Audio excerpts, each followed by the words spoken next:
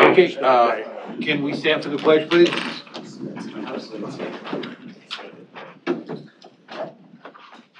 I pledge allegiance to the flag of the United States of America and to the republic for which it stands, one nation, under God, indivisible, with liberty and justice for all.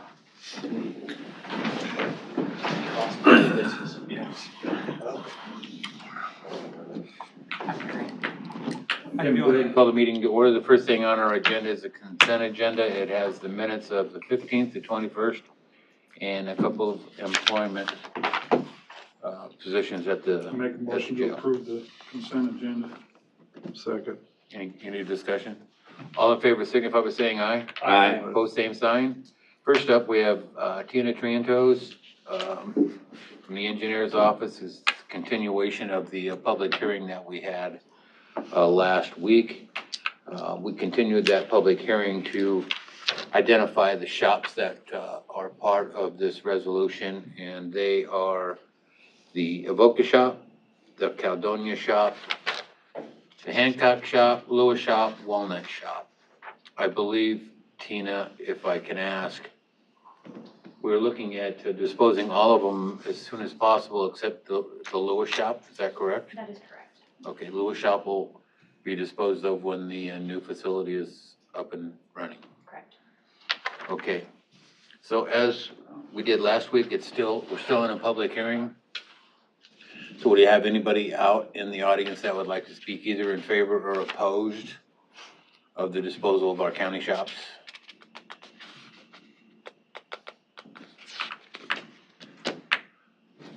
Okay, I'll entertain a motion to close public hearing. So moved. Second. Mr. Hauser, call the roll, please. Chairman Wickman. Aye. Supervisor Shea. Yep. Bell. Roby. Aye. And Schultz. Aye. Tina, is there anything you need to or would like to add? No. Okay. The resolution before us today is the 75-2022, and that is the disposal of county old property identified and discussed in the public hearing. It has the shops that I mentioned before. What's the pleasure of the board? Motion to approve resolution 75-2022. Okay. Any discussion?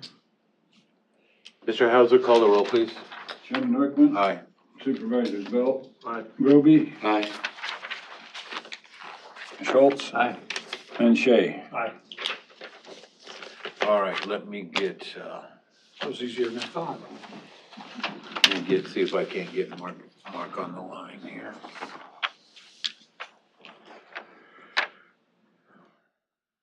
Hold on. We're just going to the bridge You got one. one more here. Number C. Shoemaker. Aye, yeah. There should be one more, the, Is there one more? City Sounds Hall good. agreement. Tim, I think so. The Underwood deal. I didn't get on the program. It is It's on not. the other one. All right, I don't usually use that one, Okay. but I can certainly change for this specific day. Next up, we have Tina. Tina again with discussion decision to approve and authorize the board to sign the fiscal year 2024 City Bridge Funding Agreement for the Mosquito Creek Bridge on Magnolia Road, and that is the road that takes you to the interstate just south of Underwood. Tina, you're up. Okay, so this is just to have you sign, the agreement so that the county can manage the project and utilize the funds, that will be awarded to, the city of Underwood.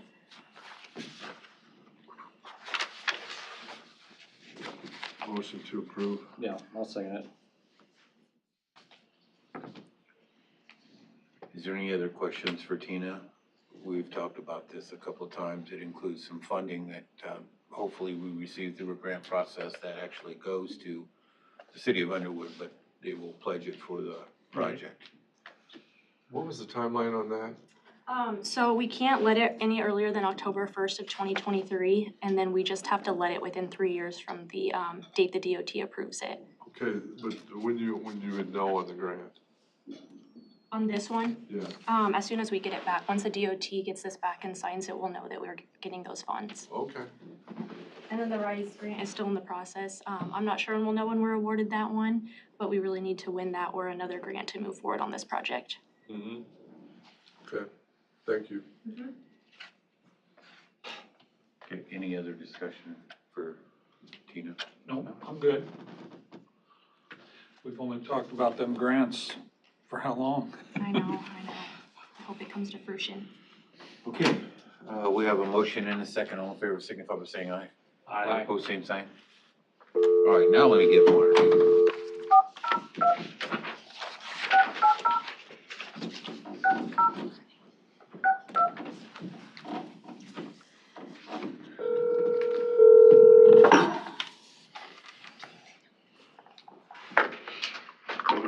Hey, Mark, we are now on your agenda items. So what we have Mark Shoemaker, who is on the phone. He's a little under the weather today, and we have Matt Wilbur with us. This is discussion decision to approve and authorize the board to, sign any closing documents for the purchase of real estate and acceptance of 7 parcels owned by the estate of Doris Ferguson. Mark, any comments? This is about 93.08 acres, directly adjacent to Hitchcock. Chad Gravy's been in contact with all the adjacent landowners around Hitchcock, and this is one piece that we've been kind of looking at. Doris passed away recently, and the estate, the family is still interested in seeing this go to conservation and to be a part of Hitchcock.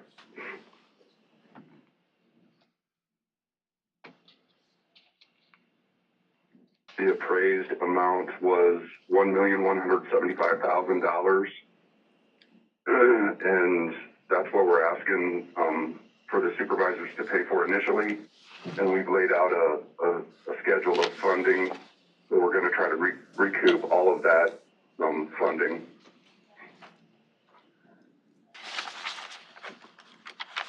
Through grants, right, Mark? Yeah, through grants and we have some acquisition funds in our reserve accounts. The Potawatomi Conservation Foundation has some funds available.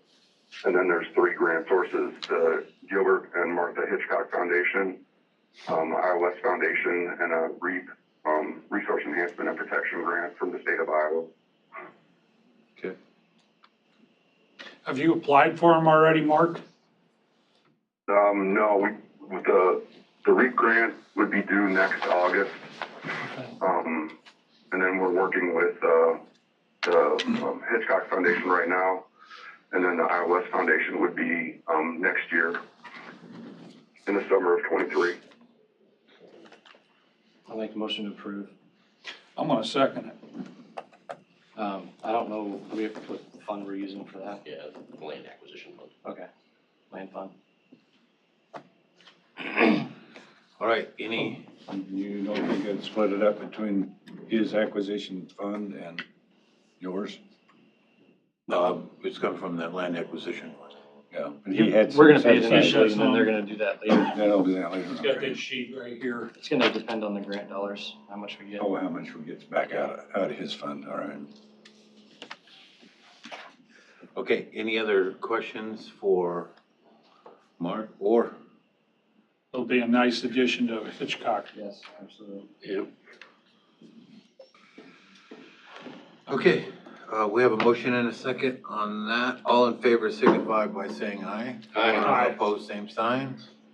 Thanks, Mark, for your time today. Hey, get well soon. Yeah, thank you. You guys have a happy Thanksgiving. Yep, Thank you. Thanks. All right, moving on. We have Becky Lenahan, our Finance and Tax Officer in the Auditor's Office. Discussion decision to approve and authorize the board to sign Resolution 72-2022. It's a resolution for transfer from the local option sales tax fund Secondary Roads Fund to the Bond Series 2020B Debt Fund. Becky, any comments? This is just to transfer John's lost monies out of the lost fund into the debt fund so that we can pay the bond payment that's due December 1. And that'll be the same as the next resolution as well. Make a motion to approve this. Second. Any discussion? Mr. Hauser, call the roll, please. Chairman Wickman. Aye. Supervisors Belt. Groby. Aye. Schultz. Aye. And Shay. Aye. Next up, we still have Becky, Resolution 73-2022. It's a resolution for transfer from the local option sales tax secondary roads fund to Bond Series 2021C debt fund.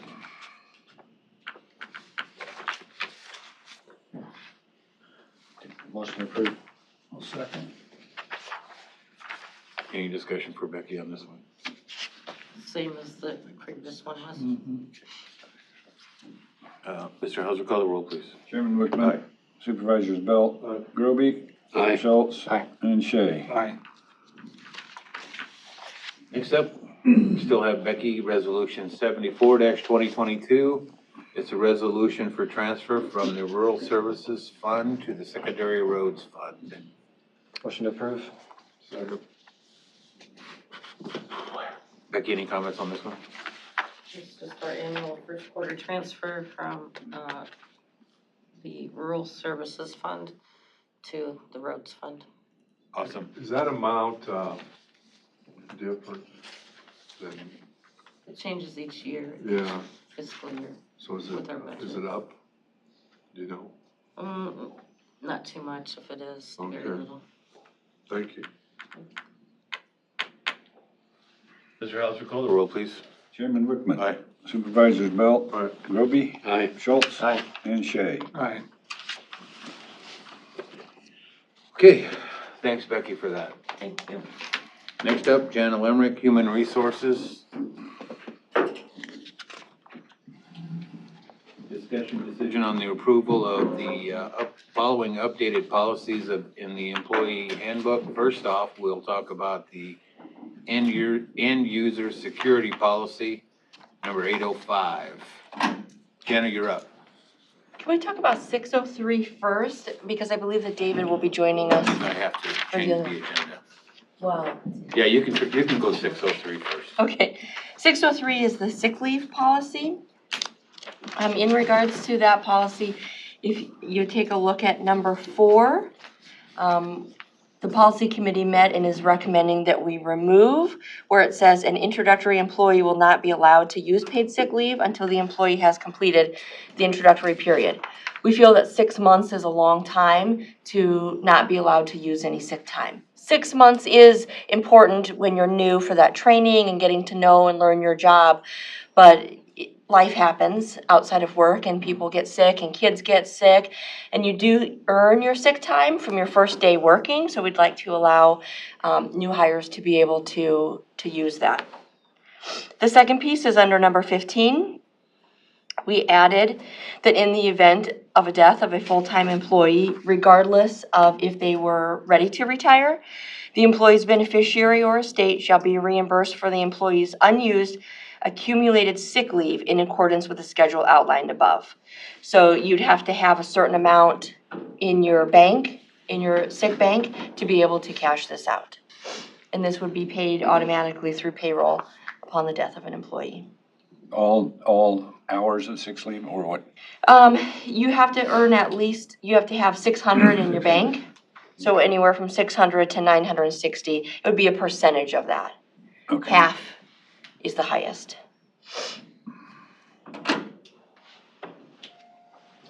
Those were the changes to policy number 603.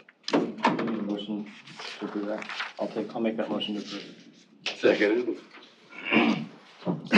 Okay, is there any other discussion for Jana on policy 603? We have a motion and a second. All in favor signify by saying aye. Aye. Opposed, same sign. Now, Jana, can I move you over to policy number 805? Yes, please. you're up. We've added a piece in there in regards to the multi-factor authentication, and I'll let David take it from here. Sure, so we already have the end user security policy approved and in motion, if you will. This is just an appendix added to that, because we are implementing the MFA or multi-factor tools right now. And so we thought it would be a good idea to have some policy around that so that people understood, what the rules are and what to follow, what to adhere to. The big things I guess I would highlight would be, we're asking users to use their phone, whether it's a work phone or a personal phone. So there's some language in there about that. And then the other option is the key fob or the token. And that's really the secondary choice. We're really trying to drive people to use their phones because it is much easier because no one forgets their phones. Everyone has their phone. A fob would be an easy thing to forget in a pocket or a purse or at home or what have you. So, but regarding the fob, we do have some language in there. If people, lose their fob, then we would charge that department $25 because these fobs are semi-expensive for what they are, and $25 losing, if someone were to lose one every week or that would be kind of a thing to have to consider. So we wanted to add some accountability in there to prevent that if we can. If these things get lost, they can't be used, correct? So like if someone gets the fob and obviously they can push the button, it'll give them a new code each time. But are we able to deactivate that fob from our system? So each fob gets assigned to a person. So if you were to find a fob on the ground, it wouldn't, if it's not yours, it wouldn't do anything for you. Got it. Right, so I couldn't use your fob and you couldn't use mine. Okay, good. So the expectation is that they take and keep the fob with them all the time then? If they want to log into their computer, they would need it. No, I understand, but if they want to lock it in their desk or leave it in their desk, then what? They could do that. Ideally, we wouldn't want it to be next to the computer. No, I because that kind of defeats the two-factor idea. So yeah, they would carry it on their person. It'd be on their keychain. It's got a little key ring. They would hook it to their keychain or whatever and carry it around with them, put it in their purse, put it in their pocket. Because I had 3 of them at one time. Right. And Well, ideally, we wouldn't, most people won't have these at all. It's just certain people that can't have a cell phone at their desk. We might just something to consider, maybe just to Scott's point of putting some language together that it needs to be secured somehow. So if your desk or wherever you lock it is locked, no one else can get into it, I don't see why that's any different than them having it on their person. It'd be probably less risk, in my opinion, but, but we also don't want people to leave it in an unlocked drawer, so I don't know. Yeah, there is some language about keeping Keep it protected. Don't leave it near the computer. Don't put it in the same bag as your laptop. Those kinds of things. So it's really kind of intended for the jail. This is really what this is for. These are for those employees that can't have a cell phone in the jail pod. And they have lockers, and that's where they're intending to put them.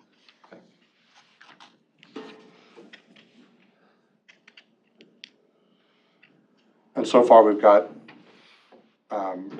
several hundred people signed up and enrolled already. We've already sent the email out to all employees about that. And so that's already moving. This is just a policy to put some boundaries and guidelines. you got people with using fobs already? No, not fobs, just in general, the system. Yeah. The fobs have not arrived yet. They were shipped yesterday. Okay. I'll make a motion to approve. I like the $25 fee. Yeah, we don't want to replace No, every that week. could be a never-ending deal. Right. So the way I understood it, the department pays that, not the employee. Right. And the reason we did it that way was so that, I don't know that we can charge employees, maybe we can, maybe we can't. But if someone is losing their fob every week, the supervisor or the leadership should know about this, and so that's how we notify them. The bill would go to their department. Yeah. and there needs to be a conversation about that. Why are we losing the fob all the time? Mr. Chair, I'll second that.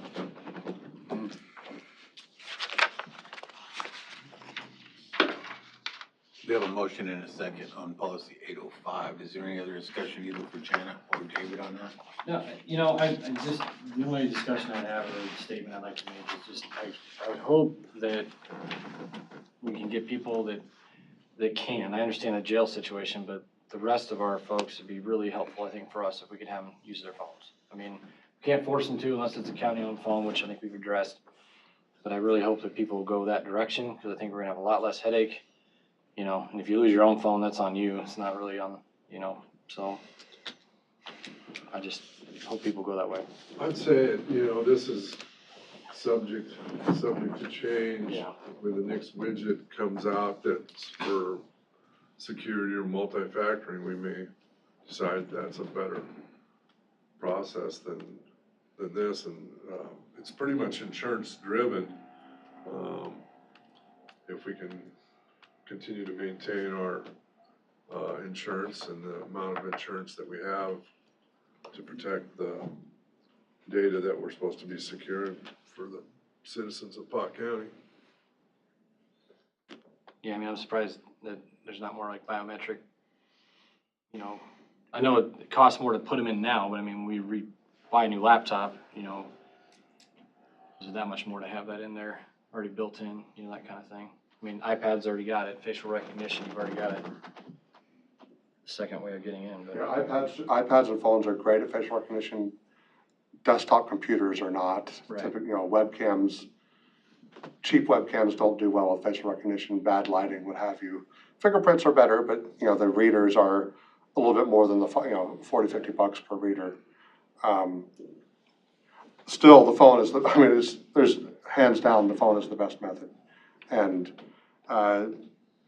most people are accepting that. I mean, to your point, Scott, Right. we've only had 10 or 12 people say, I want to use the fob, out of the hundreds that we've sent the email to.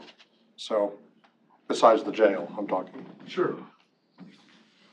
So there will be a few that just don't want to use a personal phone. Or some people, we ran into someone who doesn't have a cell phone. They just don't have a cell phone. Or they have an old cell phone that can't support the app. So there's a few random situations like that we will run into.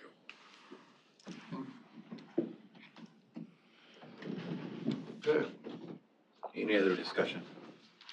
I'll say it. Okay, we have a motion and a second. All in favor signify by saying aye. Aye. Opposed, same sign. Janet, is Jeff Franco, I believe so, but we could get started. Thank you. okay. Thanks, Next David. up, we have Jana Lemrick, Director of Human Resources. Jeff Franco is supposed to be here. This is discussion decision to approve the job description of the ski snowboard instructor. Jana, you're up. Here is another position that we're adding to our library of positions for the ski hill. These instructors in the past were independent contractors. We don't feel that meets the definition to be an independent contractor, so we're asking that they be employees. The first step of that is the job description. We have decided on the pay. It'll be $20 to $25 an hour. That wasn't on the one that was sent to you because we were still working through that yesterday. We have a few other pieces that may be coming with that. That pay may be changing, but we do need to get going on the hiring process of this. We're lucky enough to have quite a few that will be coming back, but this is different. As our employees, they'll have to go through the background check, the drug screening, and that adds time, and they haven't had to do that before. So we need to get moving on this. Jana, how did they cover them by insurance when they were? I can't answer that. Well, they're 1099, so they'd have their own. Supposed They, to, they should have been 1099s. but that doesn't mean No, yeah, you Right. that's a big deal out there in the construction world. I mean, from the liability aspect, I think this is the right move. Mm-hmm. Do we know how many there were? Oh, I know. Independent contractors? I know Chris said, I want to say at least 20. 20. Mm-hmm. They have quite a few. There is a good market for the lessons, and there are some people that just walk in for lessons as well, so we want to make sure that that aspect of the business continues. We'd like it scheduled as much as possible, but, there's a lot of people that visit the ski hill and think, I can do this, and then they go down the hill once and go, whoa, that was way harder. Can I get a lesson right now? And they want to be able to provide that service, because that's good for them. If I go down the hill, you mean tumble, and then they ask for help. Yes, yes. And the instructors too, to that point, are also there kind of as ambassadors. If they see someone tumbling down the hill, they may go out there and say, hey, I'm a ski instructor. I just want to let you know we have these offerings available. Do you need some help? How many are on the hill at any given time, dude? Maybe 10, but weekdays, probably not as many. Weekends, obviously, it's going to be busier. You're talking instructors, right? It could be up to 10 that are there. Now, they may not always be working, so those, let's say they're there for 4 hours, they may not have 4 hours of lessons, and so there might be other things that they could do to get paid, or they're off the clock and then they go ski themselves and then come back for their lesson. Chris has that all mapped out and ready to go. I just wonder if they wouldn't be a little more aggressive if they were subcontractors. You know what I mean? I do know what you mean, kind of like in a sales kind of way. I discussed it with legal and all the pieces of it. It's just all pointing right to being an employee. I don't think there's enough distinction for them to be independent contractors. From the consumer aspect, I just want it to be provided, Yeah, I right. took my kid there about a year ago, and I guess it was December, but he went, they had an individual that did the lessons, and it was really good. I mean, they did a great job teaching, he's only 9 years old at the time, so he did a good work with him. And after that lesson, he was able to get to the top of the hill and go down by himself without me there with him. And, so I think it's, as long as that service is provided, it's a good thing. These instructors really do have a passion for this. I mean, they live in this area, right? And where else could they go to teach other people? There really isn't any place. And so they really do have a passion for doing this. I wonder if that passion goes away if they're being paid, whether they sit in the lodge or on the hill. That's my thinking. Yeah, well, so we also talked about putting into place some sort of on-call pay, because how it was before, they would get paid, they would take the money for the lesson and then give the ski hill money. So we don't want any transaction, we don't want our employees having to do cash transactions on the hill or taking money for the lessons. That all needs to be done, maybe standing at the register in a more structured. But then that would be it. And then if they were waiting for the next lesson, there would be no pay. So we have talked about putting maybe some sort of on-call pay in there as well. So if you're sitting around waiting for a lesson, you can't be out you can't be out skiing because that's your recreational time. But if you're sitting in the lodge waiting for a lesson, there could be some on-call pay, and/or there might be something else that they could be doing and then getting paid for it. Well, I guess, so that statement you just made at the end there, I mean, are we gonna put other duties as assigned on this job description for them, or will we, or is it there? Because I feel like if they're just sitting around not giving lessons, there's probably plenty of things that can be done up there that they're probably not gonna wanna do, so they're gonna wanna try to find a way to do lessons. And that's kind of, we don't have other duties as assigned, and actually, let's add that, because that should be on all job descriptions. But it was, one of the things that we were talking about was we didn't want them sitting there feeling like their time is not being used wisely, but if they did other duties, it wouldn't be at this pay rate. It would be at the pay rate of the other job that they're doing. So let's say they were gonna go help with boot rental, they would get paid that rate. How much is the lesson? Hard to track, but yeah. I believe that the lessons are $100 each. And how long does that last? That I don't know. I think they gave, I wanna say if they're gonna do it similar to what they did last year, I think it was about 45 minutes or an hour or something like that. I was gonna say about 45 minutes. They teach them all these different techniques, and then they go down it was, right when you walk in, there's like this little run. Yeah, so, I don't know. And it almost seemed like when everyone was confident enough, they were done too, so I don't know. It seemed like it ended early, but I mean, they did good for my kid, so. I just wonder if the aggressiveness goes away. That really makes me think, you know? Yeah, When they go out yeah. there and they're on the hill, before, did they just show up? We don't have any of those answers, right? We don't have a lot of those answers. I mean, there was some scheduling, but they still had a lot of people that would just sit around and wait to see if anyone wanted a lesson. I mean, would it be possible to put some temporary strings or something, make sure they're, I mean, maybe we don't do it for a month, and if it's not working, then we 1099 or whatever. I mean, we can make them have Well, insurance, right? the only the part about that is then things would flip. We've already paid for your background check. Now you need to start providing your own insurance. We're taking care of that. So if we're gonna flip them to 1099, we can, but there will be a lot of strings. Now they have to start providing these things. And because they're giving lessons to children, we do want to have accurate and appropriate background checks. Yeah. And all of those pieces, say you're an employee, we do that for other employees. If we're gonna do that, I mean, if we were gonna 1099, then we'd have to say, bring us a background check and here's the criteria. They'd have to pay for that, they'd have to go get that. It's different, I don't know what was required of them before to be employees or to be contractors. Yeah, this is our first shot at this, and I think we have a really, really good management team out there on that ski hill.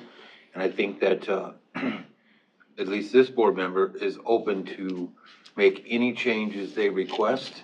I'm just not gonna get into the habit of trying to run it for them. I mean, that's their I'm not trying to run responsibility. it for them. I just see, I see the people being aggressive to get business Okay. as you're teaching them. That's the way it's always been up there. I see the aspect of the insurance. I really think we need to cover our butts. And, God, I just wonder, I'd like to see more wording on this, how we're gonna do this when they're just sitting. That's what I'd like to see. So that would really, I don't know that, is the job description the place for that?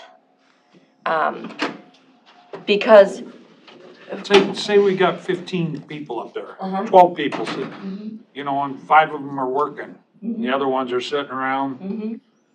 Obviously, they're probably younger people. And so Chris and Jeff, we're going to be working on, really, because coming up with a definition. When are you working? When are you not working? So when are you getting paid? And ideally, right now, for this $20 to $25, this is giving a lesson. That's what this is. This is giving a lesson.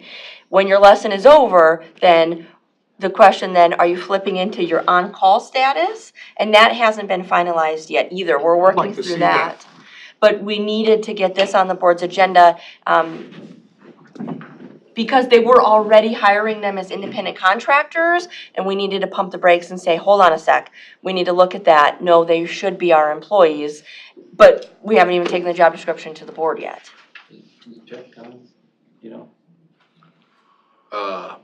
Jeff wasn't coming in? Yeah, I was thought he supposed to. was. Well, maybe you can probably answer this, Jana. So the hierarchy here, you know, goes to, is Chris kind of the top ski person, and then it goes to Jeff, or? We have a ski instructor or ski school coordinator, so he, is the top. Yeah, but I'm saying. And then Chris, and then Jeff. Got it, okay, that's Yep. what I'm getting at. I guess, because I see exactly where, you know, I agree with you, Tim. I think that if there's, you got good management in place, they're gonna light the fire where they need to light the fire and make sure that we're not having people doing what they're not supposed to be. But I also see the other side of it where, you know, we want them to be motivated to do their job. So That's important. I just think that, I don't know, this is tough. This entire thing is new to all of us, so. I want to be successful and I want us to make sure we have lessons provided because we're gonna have a lot of, I mean, we've already sold a lot of ski passes, to my understanding. That a lot of young kids that are gonna be going there for the first time, and I think it's important that we have quality training before Most we. everybody from around this metro area goes there for ski lessons Yeah, before they go anywhere else. I just wanna, Okay, what's the pleasure of the board on the job description?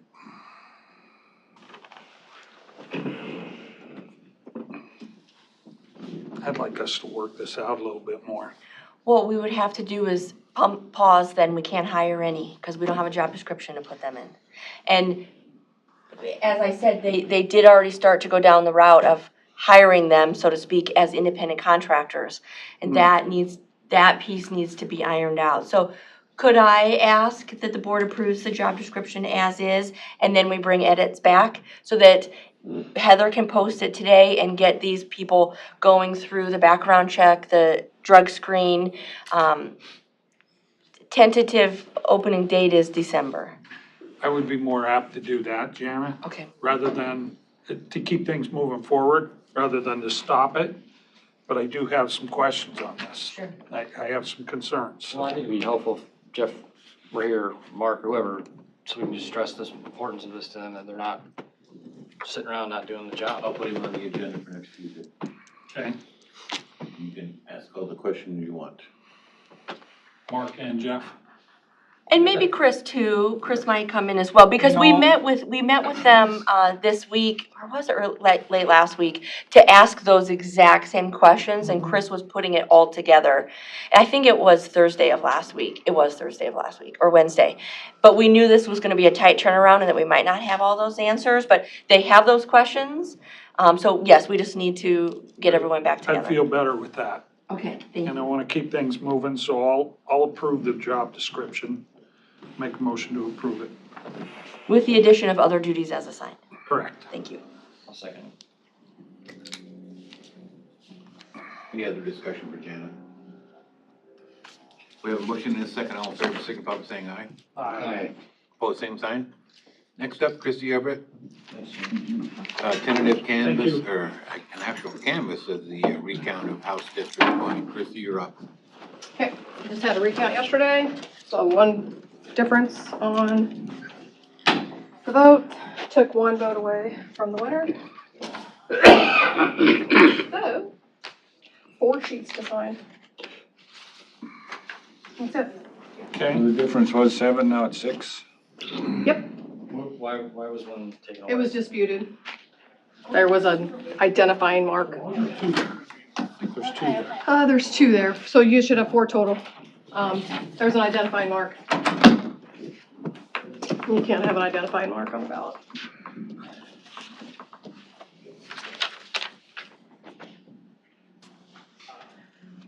But the machines were fine, it was just the voter didn't.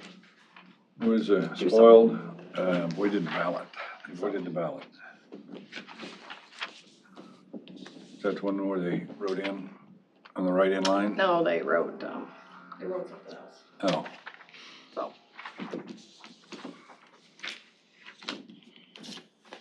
Is there a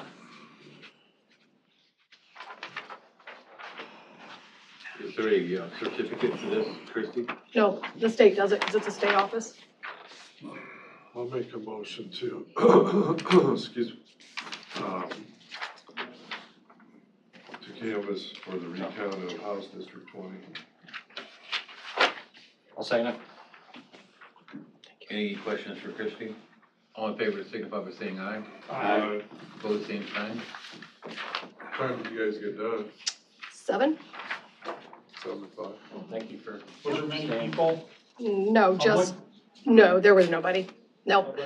The 2 that represented the candidates were in contact with the candidates all day. So they stayed in contact all day with the candidates, so let them know when we were done, or when they were done. So there was a total of 6 difference? You said one vote changed? Right, yeah, so between the 2 candidates. Okay, Yep. all right. So. We'll be the winner. The state makes you do another precinct,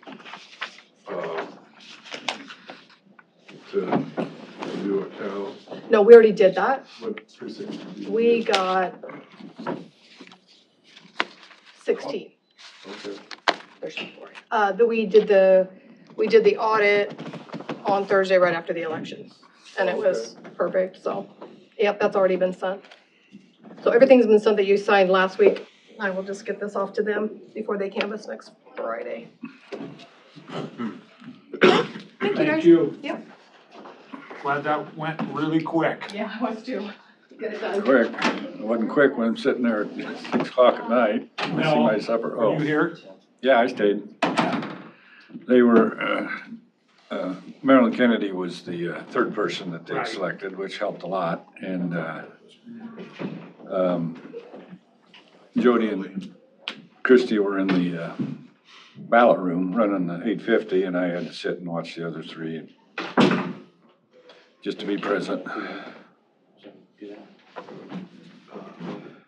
Yeah, I'll give you, 35 seconds.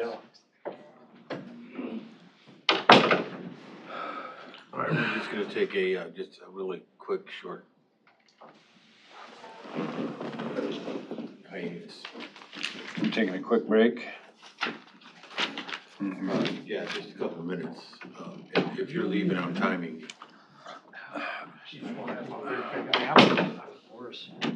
All right, are you ready? Do we have,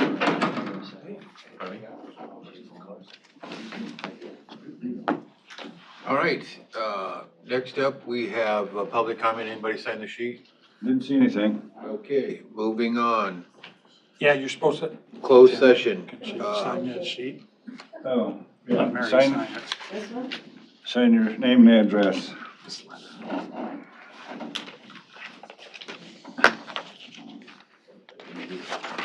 Protocol, Barbara, run it. Do you have, And then,